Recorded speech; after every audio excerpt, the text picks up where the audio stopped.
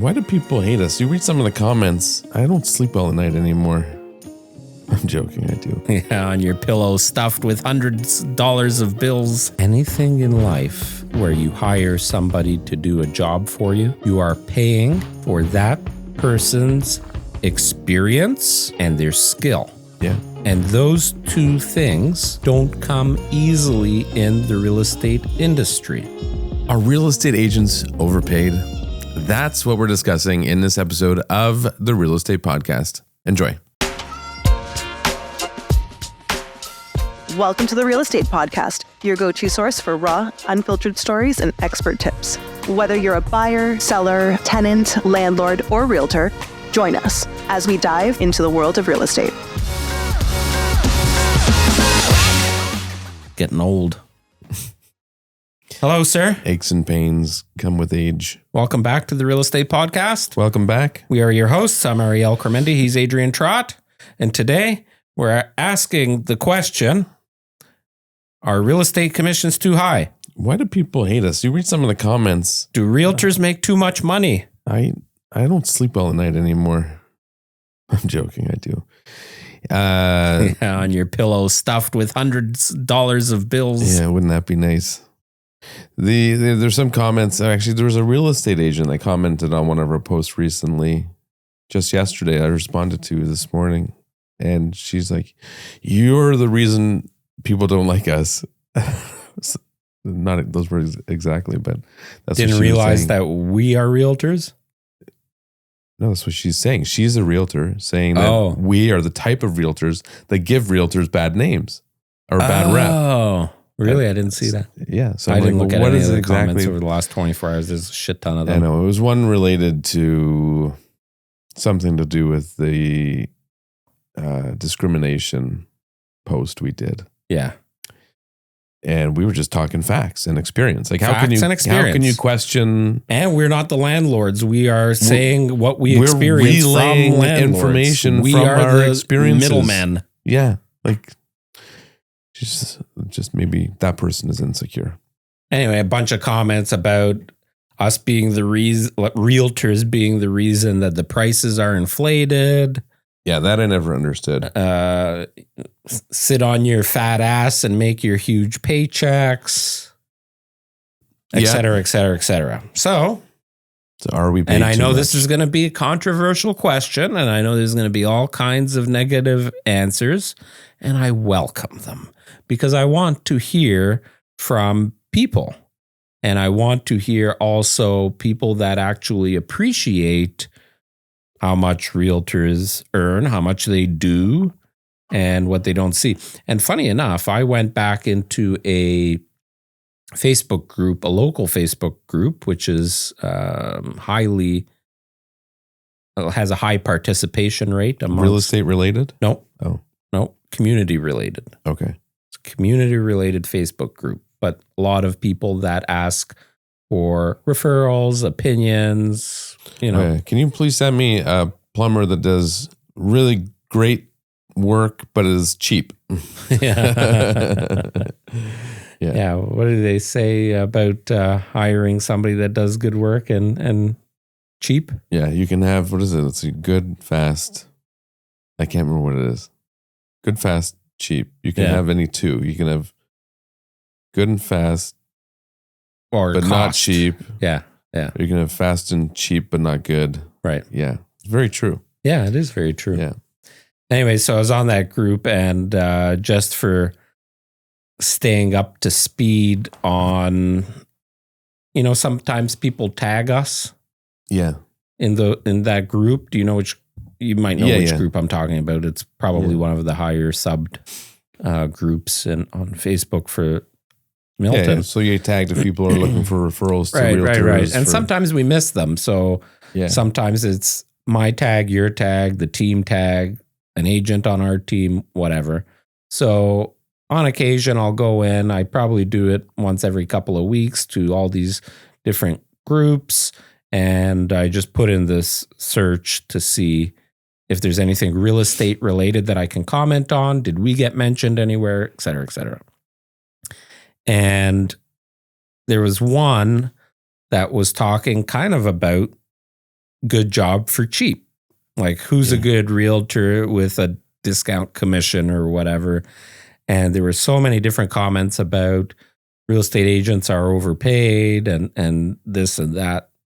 And then there were some educated responses that talked about, well, you might see the commission check as being big, but what you're not seeing is the work, the effort, the time, and the cost to get to that point, right? But a lot of people get their real estate license every year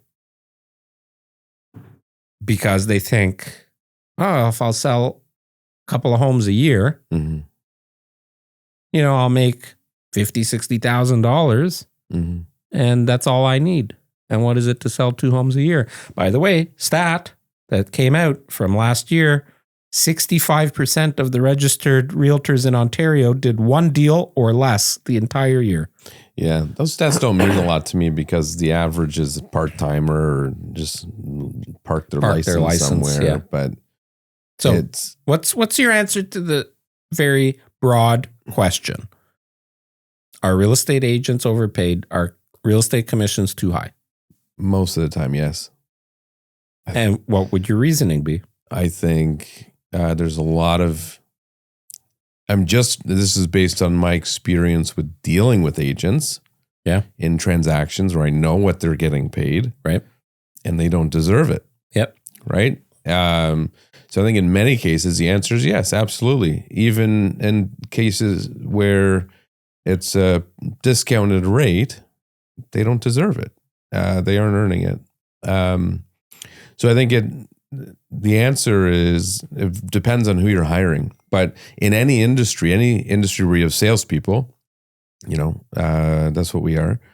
The degree of competence from the scale of least productive and worst to most productive and best is grand, right? Like, and the reason isn't because one's necessarily working better than the others, because they're just a better salesperson. They're better at networking. They're better at sales. They're better producers. Like, and they will give you a better outcome in your sale. In anything in life where you hire somebody to do a job for you, you are paying for that person's experience and their skill.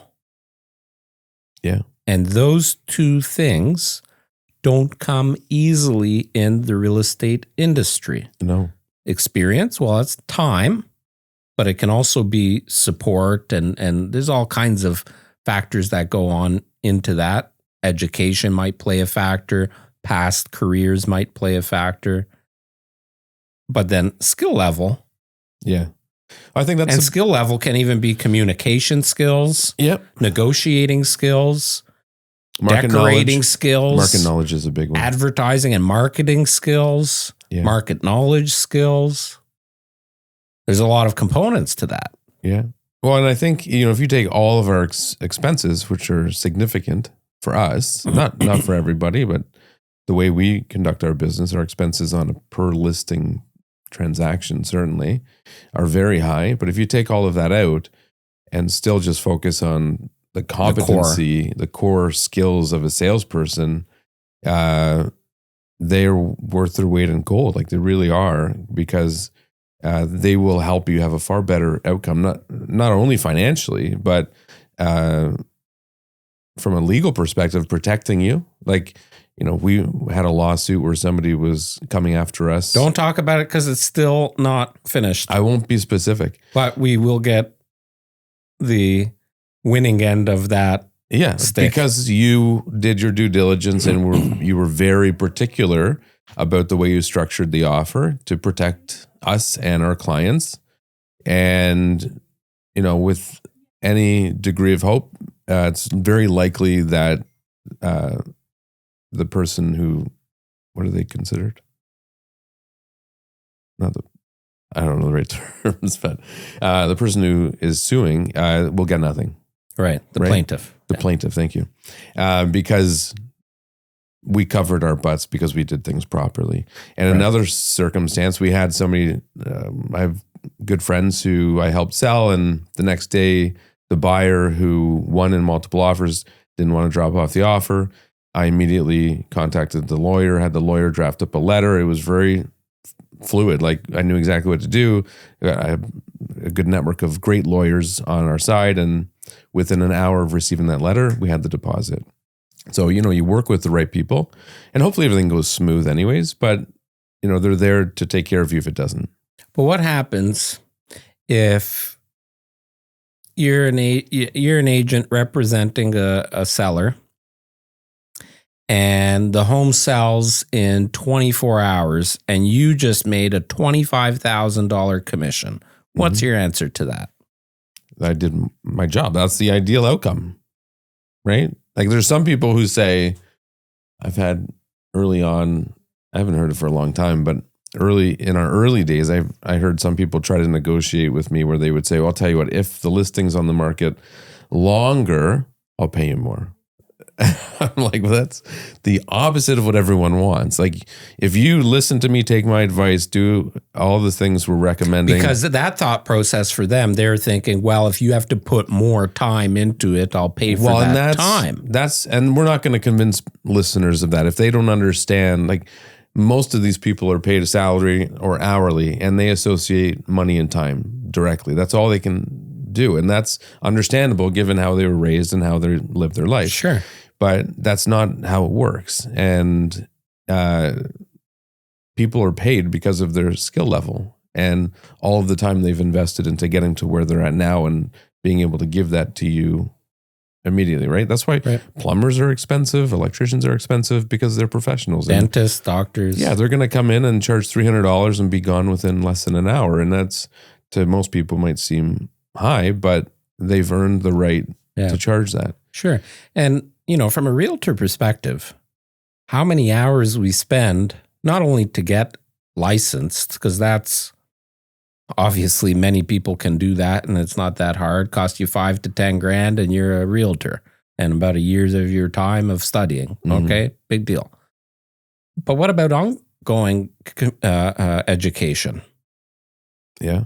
There's so much to learn on a regular basis. We've been in the industry for 14 years. We're still learning. Every week we learn something new, or there's new technology. Like that's a big thing now that's a part of our business. We talked about AI in our last podcast a little bit, but there's so many tools on a regular basis that change. How long have we been trying to hit 10,000 followers on our Instagram page? We're almost there. But since Instagram started, what was it, 12 years ago or whatever it was? Do you know how much work, time, and effort to build our brand on social media, our website? We're lucky and blessed that we have a team of highly skilled people, but you don't attract highly skilled people without building a highly skilled business. Yeah. There's some, I don't think people care too much about that from trying to justify the value though. Like, I think in some cases, the brand certainly makes a difference with some circumstances. Certainly when you are, like, if we're representing a buyer and we're competing, like when we're working with agents who know us, which is quite often, certainly in Halton, there is value there, I suppose, because people know that we're bringing qualified buyers to the table. Sure. And they know the deal's going to go smooth. There's some and close. credentials there. Yeah. And certainly with tenants, I can't remember or count how many times we've been able to persuade landlords to accept a tenant we represent because they know who we are as a real estate team. They know we own a property management company. They know that we're not. They know our process. Yeah. We're not going to represent somebody that's not qualified. Yeah. So that does help. Yeah. A lot of the costs associated with being a realtor in today's industry have gotten very, very expensive.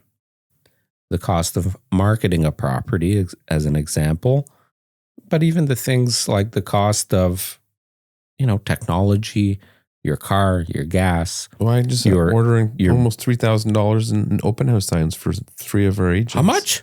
Like $3,000 almost. Oh my God. Yeah. Yeah. Signage, marketing, advertising. Like back in the day when Facebook started their ad platform, you could get a ton of attention and attraction for $100. Yeah.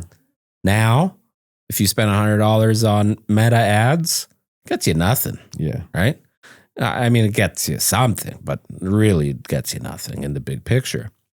All of the recurring subscriptions now to run a profitable business, we're talking hundreds and hundreds and hundreds of dollars a month invested into things like that, whether it's the Adobe Suite, ChatGPT, Grammarly. I could go on and on about how many things we pay for just on a recurring basis. Our rent. Yeah. Well, and if you think franchise fees to the corporate office for direct Century expenses 21, for listings, even direct expenses. You talk about staging. You talk about in-home marketing materials. You talk about creating a brochure. Paying an assistant to help set things up. I mean, the expense list far outweighs the revenue list, and there's a cost associated with it far outweigh. Otherwise, we wouldn't be in business. But it's the list grand. itself. Oh, I'm not talking the about quantity. the quantity. Yeah. Although in a down year, we could easily lose money in a down year. I was chatting with someone. Who was I chatting with? I was chatting with someone recently. I can't remember who it was, and they were a real estate agent. Oh, I do remember. Anyways, he's a real estate agent, and there was a team in the office that the team last year lost almost $500,000. Right. Lost $400 and something thousand. Like, that's crazy. But there are listings, like especially in this market, there's been a couple of listings we've not been able to sell because, well, in one case, the person owed more than we could sell it for, and the bank wouldn't let us sell it. So, our hands were tied on that. We even had offers that would have been accepted. We had 4 different offers, but we couldn't. Seller wanted to accept one of them. Actually, did. Yeah, and the bank. And funny enough, well, I won't say specifics, but it looks like that's not going too well for the current owner. Yeah. But we spent about $12,000. We did 6 months of our time. We did the math, and our net cost on that was about $12,000 that we're never going to recoup. Yeah. And the commission on that deal would have been maybe $20,000. Yeah.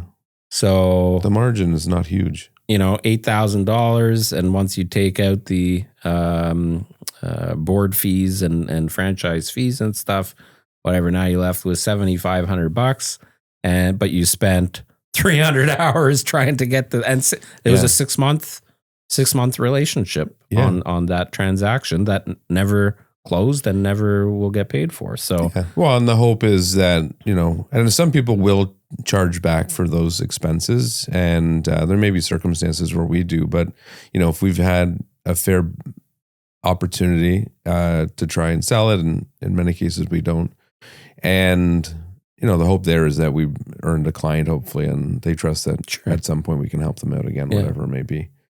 But no, I think the general consensus with a lot of people is that agents in general are overpaid, and I think if that's how you feel, I think what their natural instinct is, it would be to hire somebody that's cheap because they're so fixated on the price. But those are the ones that are overpaid. That's my point. Those are the ones that are overpaid. So my argument would be if you're in a position now where that's you and you're contemplating hiring someone, try to, go against your natural instinct, like hire or interview someone like that, but then interview someone that charges a lot more and fairly compare them. Yeah. Well, I don't like bringing up our past careers because it was so long ago. Mm-hmm. It's just like buying a car. Yeah. I actually hate when I bring up that reference. So yeah, I'm glad you are. Yeah. You have, now cars as a whole are expensive, but you still have your entry level cheaper cars compared to your higher end luxury cars.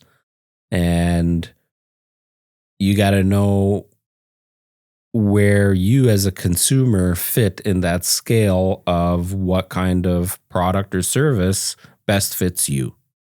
Well, and in that industry, the top producing car salesman, the person or woman selling the highest number of cars, is probably also netting the highest gross profit on each car. And they are making a crap ton of money every year too. Yeah. And it took them many years to get there. They know their product, knowledge. They know people. They know they've invested a lot of time. Yeah. And like talking about that side of things, those are the people that service their clients extremely well because they rely on repeat and referral clients, not the people that they don't know that are walking through the door. Yeah.